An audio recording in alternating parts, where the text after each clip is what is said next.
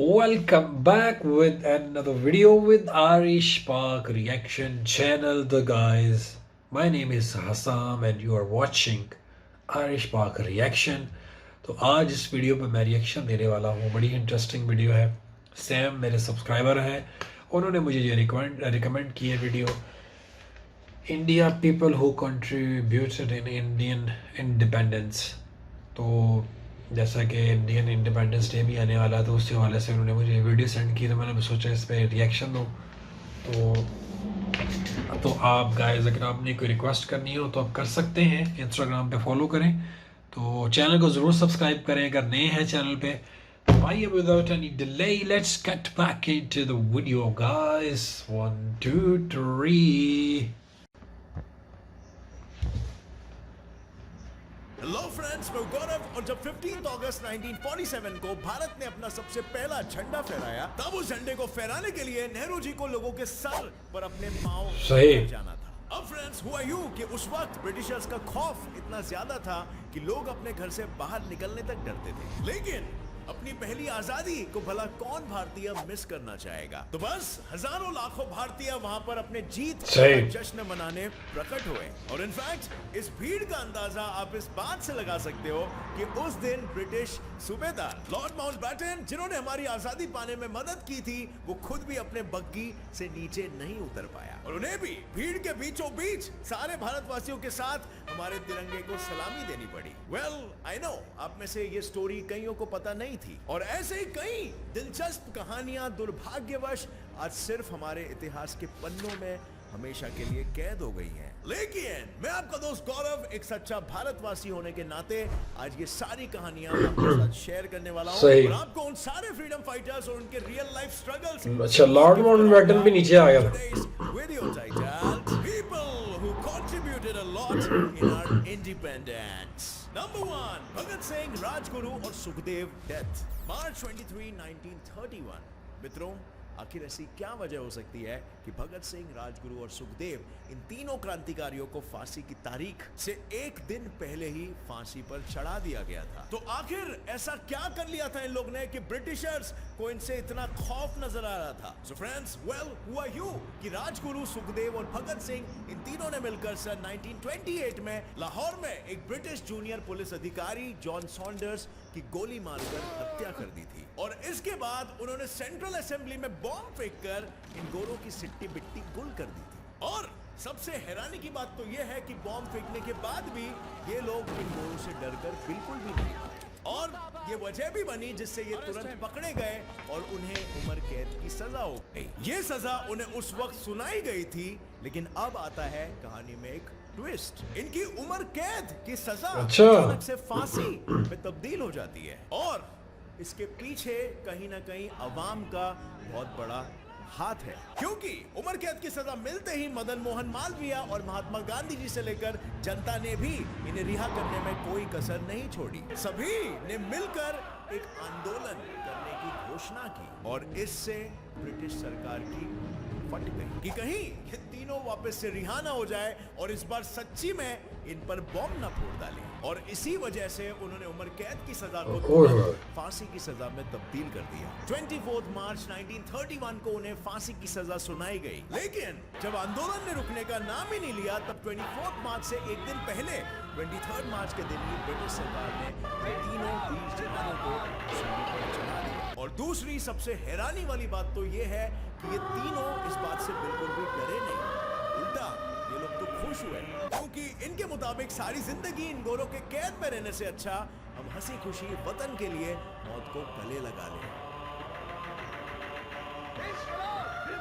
और आप बिलीव नहीं करोगे कि ये गोरे इन तीनों से इतने डर गए थे कि उनकी मौत को 100% कंफर्म करने के लिए उन्होंने स्पेशली एक मेडिकल एग्जामिनर को भी बुलाया. मंगल पांडे जी, जो बॉर्न हुए थे 19 जुलाई 1827 को और उनकी मौत हुई 8 अप्रैल 1857 को. वो महान शख्स हैं जिनको ब्रिटिशर्स ने खुद अपने ब्रिटिश आर्मी में शामिल किया था. लेकिन फिर आखिर ऐसा क्या हुआ कि एक दिन भरी दोपहर में ब्रिटिशर्स को इनसे अपने अच्छा, वापस ले लिए थे हथियार? लेने पड़े और इन्हें तुरंत अपनी वर्दी वहीं पर उतारनी पड़ी। अब फ्रेंड्स, मैं आपको ये बता दूं कि ईस्ट इंडिया कंपनी के स्वार्थी नीतियों के कारण मंगल पांडे ने मन में अंग्रेजियों की ये हुकूमत के खिलाफ पहले से ही नफरत की आग एक तरीके से पनपने लग गई थी, और इस आग में घी डालने का काम एनफील्ड P.53 राइफल ने किया, क्योंकि जब एनफील्ड P.53 राइफल को इस्तेमाल करने की बारी आई तब उस राइफल में एक ऐसा कारतूस यानी कि कार्ट्रिज का इस्तेमाल किया गया था जो हिंदू और मुसलमान दोनों के भावनाओं को ठेस पहुंचा रहा था। अब हुआ यूं कि इस कारतूस को राइफल में डालने से पहले इसे अपने दांत से काट कर निकालना पड़ता था, और यहीं पर तो प्रॉब्लम आई, क्योंकि ये गाय या फिर सुअर के गोश्त का बनता था, और इसी की वजह से हिंदू और मुस्लिम सैनिकों के मन में इन गोरों के प्रति एक आक्रोश सा उमड़ आ रहा था। और फिर असली कहानी तो 9 फेब 1857 को शुरू होती है, जब ये कारतूस मंगल पांडे की सेना में बांटा गया तब मंगल पांडे ने उसका इस्तेमाल करने से साफ मना कर दिया, और तब उनके आदेश को ना मानने पर एक ब्रिटिश ऑफिसर ने गुस्से में आकर उसके सारे हथियार वहीं पर जब्त कर लिए और सभी के सामने उन्हें वर्दी उतारने का आदेश दिया। पर मंगल पांडे जी इतने आसानी से हार मानने वालों में से नहीं थे। उन्होंने वहीं पर उनके हथियार छीनने वाले मेजर हाइसून पर आक्रमण करके उन्हें मौत के घाट उतार डाला, और इस घटना ने मानो अंग्रेजों के खिलाफ इंडियंस का जो जबरदस्त यार, ये तो बड़ा जबरदस्त काम किया मंगल पांडे। देने का काम किया। पर ब्रिटिश सरकार ये कतई नहीं चाहती थी कि इनके जैसे और कई लोग भी उनके खिलाफ हो जाएं और उन्हें दबाने का दुस्साहस करें, और तब लोगों के मन में अपना खौफ बिठाने के लिए उन्होंने मंगल पांडे जी को जेल में डाल दिया, और फिर उन्हें सरेआम सभी के सैनिक को भी फांसी हो गई थी। पर चढ़ा दिया। सुभाष चंद्र बोस। सुभाष चंद्र बोस, बर्थ जनवरी 23, 1897 और डेथ 18 अगस्त 1945। तुम मुझे खून दो, मैं तुम्हें आजादी दूंगा। बोलने वाले सुभाष चंद्र बोस जी की पहुंच इतनी ऊपर तक थी कि उन्होंने वर्ल्ड वॉर 2 के दौरान 1940s में जर्मनी और जापान जैसे खतरनाक कंट्रीज के लीडर से ही दोस्ती कर ली थी, और वो भी पता है कब? ब्रिटिशर्स के कैद से भागकर। वेल फ्रेंड्स, अपने पापा की बात मानकर बोस ने विदेश से अपनी डिग्री हासिल ही नहीं की थी कि उन्हें तुरंत इंडियन नेशनल आर्मी में पोस्ट मिल गया, लेकिन उन्होंने ये पोस्ट को सीधे मुंह पर ठुकरा दिया, क्योंकि उन्हें गोरों के लिए नहीं बल्कि गोरों के खिलाफ लड़ना था, और लोगों के मनों में देशभक्ति के दिए जलाने के लिए उन्होंने स्वराज नामक अखबार भी छपवाना शुरू कर दिया था, जहां वो देशभक्ति की भावना तो जगाते ही पर साथ ही साथ अपने गोरों के खिलाफ भड़काऊ बातें भी लिखते थे। और अगर इतना ही काफी नहीं था तो उन्होंने गोरों के प्रति भड़काऊ भाषण देने के लिए उस समय के चर्चित चित्तरंजन दास जी के साथ मिलकर हजारों की तादाद में लोगों को इकट्ठा किया, सही दम किया उन्होंने। दम कर दिया, और तब स्वतंत्रता की इस चिंगारी को फैलाने के जुर्म में बोस को अंग्रेजों ने जेल में डाल दिया। लेकिन जेल में डालने से किसी फ्रीडम फाइटर के आग की चिंगारी बुझती है क्या? जेल से रिहा होने के बाद ही वो फौरन नेहरू जी के साथ अपने फ्रीडम स्ट्रगल पर दोबारा लग गए। लेकिन इस जंग में एक बड़ी परेशानी ये थी कि कई सारे भारतीय जो अपने देश के लिए वाकई में कुछ करना चाहते थे वो डर के मारे बाहर निकलते ही नहीं थे, और तब उनके यही डर को भगाने के लिए बोस ने हर एक भारतीय के घर घर में जाकर उन्हें लड़ने की प्रेरणा देनी शुरू की। परंतु उनकी जो विचारधारा थी ना, वो गांधी जी से बिल्कुल अलग थी। उनका यह मानना था कि इतने बड़े फ्रीडम स्ट्रगल के लिए सिर्फ बलिदान या अहिंसा से कुछ नहीं होने वाला, और नेताजी ये घर घर जाकर लोगों को बताते थे, और इनका ये आंदोलन इतना सफल रहा कि इसकी वजह से ब्रिटिश सरकार लिटरली थर-थर कांपने लगी। डर के मारे भटकाने के चार्जेस पर ब्रिटिश सरकार ने बोस को अंदर कर लिया। लेकिन अच्छा, यहाँ पे भी वो लड़ते रहे। घुटने नहीं टेके और पूरे 7 दिनों तक लंबी भूख हड़ताल की, और इसकी वजह से उन्हें जेल से छूट तो मिली पर उन्हें हाउस अरेस्ट में रखा गया, और इसी हाउस अरेस्ट में इन्होंने फिरंगियों के आंखों में धूल झोंककर ये देश से सीधा फॉरेन के लिए रवाना हो गए, और सीधा जर्मनी और जापान जैसे ताकतवर देश के लीडर से मिलकर दोस्ती का हाथ बढ़ाकर उन्हें भारत की मदद करने पे राजी कर लिए, और दोनों देशों ने इंडियन आर्मी को सपोर्ट करने की पूरी कोशिश की, पर अफसोस वो कामयाब नहीं रहे, और इस जंग के दौरान ही 18 अगस्त 1945 को एक मिस्टीरियस से प्लेन क्रैश में उनकी मौत हो गई, और वो दुर्भाग्यवश भारत की आजादी से पहले ही चल बसे। लेकिन फ्रेंड्स, आजादी के लिए उनकी ये स्ट्रगल भारत के इतिहास सुभाषना में हमेशा के लिए अमर हो गई है। नंबर 4, पंडित जवाहरलाल नेहरू। बर्थ नवंबर 14, 1889, डेथ May 27, 1964। फ्रेंड्स, क्या आपको पता है पंडित नेहरू जी ने हमारे देश को 17 सालों के लिए संभाला था, और आज तक कोई भी हमारे देश में इतने लंबे समय के लिए 17 साल के प्रधानमंत्री। ना कि ये बने थे। और तो और उनके पिताजी ने उन्हें बिल्कुल एक राजा की तरह संभाला था। और अगर ऐसा था तो क्या आपके मन में ये सवाल नहीं आता कि कैसे उन्होंने अपने सारे ऐशो आराम को छोड़ के आजादी के लिए ब्रिटिशर्स के खिलाफ जंग छेड़ने का फैसला किया। 1910 में अपनी डिग्री पूरी करने के बाद नेहरू जी ने अपने पिता की तरह कानून की पढ़ाई की और फिर जाकर वो एक वकील बने। परंतु भारत वापस लौटने के बाद उन्होंने ये देखा कि अंग्रेज लोग भारतीय लोगों के साथ बहुत ही बुरा सलूक और व्यवहार कर रहे थे, और बस इसी अन्याय, शोषण और अत्याचार को देखते हुए नेहरू जी ने स्वतंत्रता आंदोलन से जुड़ने का फैसला कर लिया। उनका देशभक्ति से भरा हुआ दिल उन्हें आराम से ये सब देखने के बाद बड़ा जबरदस्त अनुमति नहीं दे रहा था और मजबूर कर रहा था कि वो बापूजी के साथ आजादी के आंदोलन से जुड़े, और आखिरकार वो गांधी जी के असहयोग आंदोलन से जुड़ ही गए। कैसे जुड़े?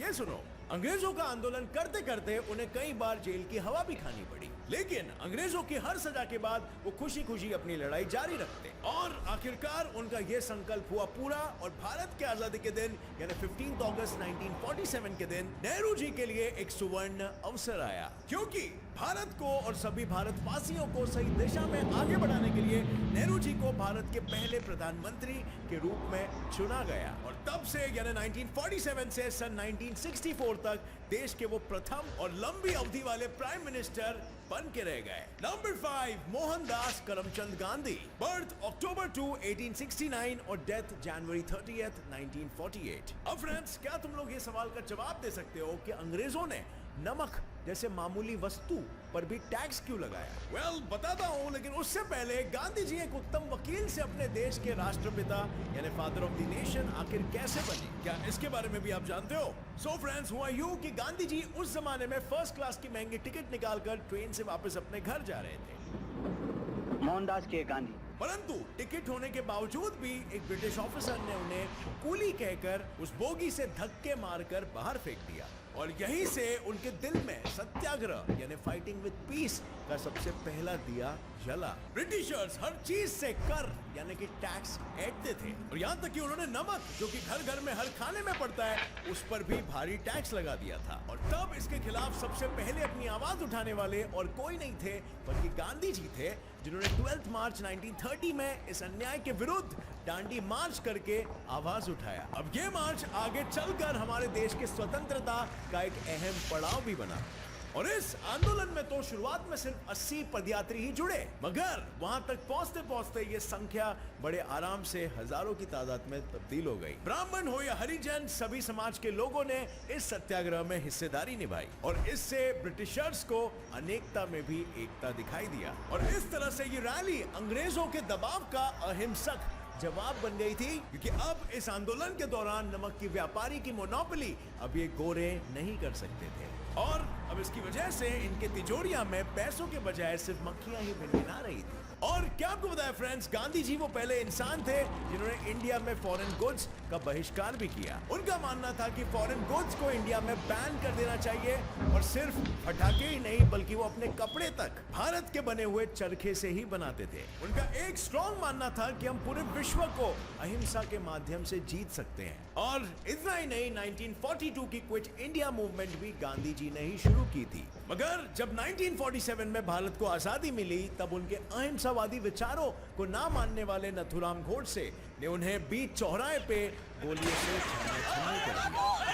और इस तरह आखिरी दम तक भारत के लिए लड़ते रहने की वजह से आज भी हम सभी उन्हें फादर ऑफ द नेशन के नाम से ज्यादा जानते हैं। और फ्रेंड्स, ऐसे बहुत से लोग हैं जिन्होंने हमारे देश को आजादी दिलाने के लिए अपनी जान निछावर कर दी, ताकि इनके आगे के जो जबरदस्त यार, बहुत आला वीडियो यार।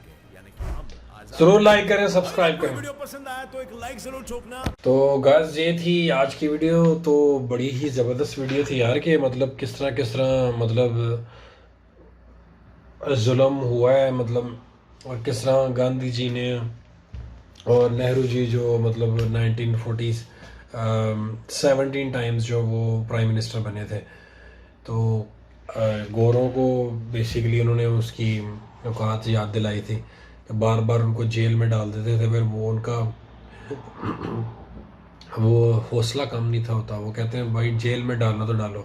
भगत सिंह को जैसे उन्होंने मतलब जेल में डाला, तो पहले तो उन्हें उम्र कैद थी, तो उसके बाद उन्होंने कहा नहीं ये तो मूवमेंट बढ़ती जा रही है, तो उसके बाद उन्होंने को फांसी का फैसला सुना दिया।